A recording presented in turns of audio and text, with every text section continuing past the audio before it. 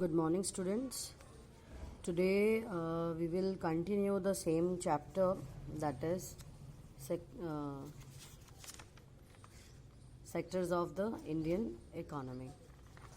In last video we have discussed about the primary agriculture sector, secondary industrial sector, and tertiary service sector. These sectors, they are also known by these names. In primary sectors, agriculture is done, or primary activities like rearing of cattle, plantation, crops, which produce natural goods.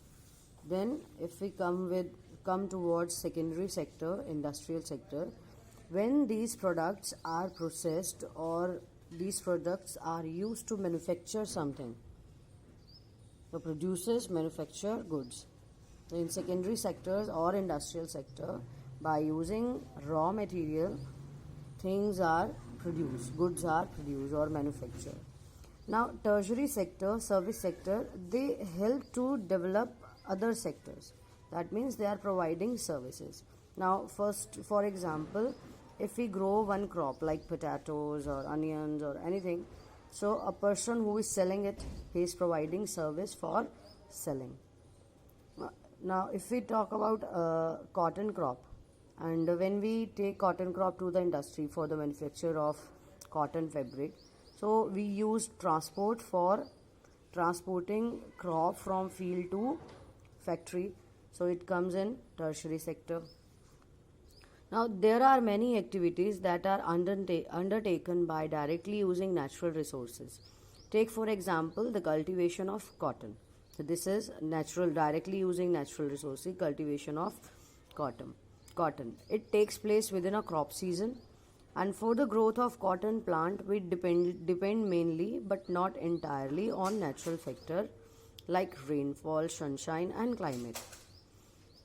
The product of this activity, cotton, is a natural product. Now when we grow cotton for the cultivation of a particular crop, we can grow a particular crop in particular season. When we can grow that crop, in any season we cannot grow any crop.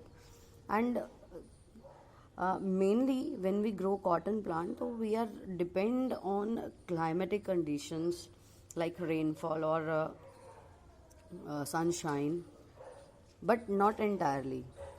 These are the natural factors on which we are dependent for the production of any crop. But the product of this activity, the cotton, it is a natural product. We cannot grow it. We need sunshine, climate, rainfall. It's a natural process, and we need natural factors. So similarly, in the case of an activity like dairy, we are dependent on the biological process of the animals and availability of fodder. So when we similarly, this also a primary activity, dairy.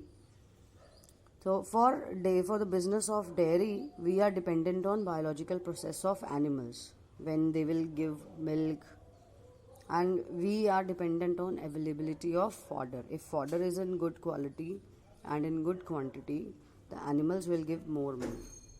So the product here is milk, and it is also a natural product. We cannot create it, we cannot make it. And similarly, minerals and ores also, these are also natural products. They formed itself. When we produce a good by exploiting natural resources, it is an activity of primary sector. So we can understand that when we extract or when we use any natural resource, it comes in primary sector. Now why primary? This is because it forms the base for all other products that we subsequently make.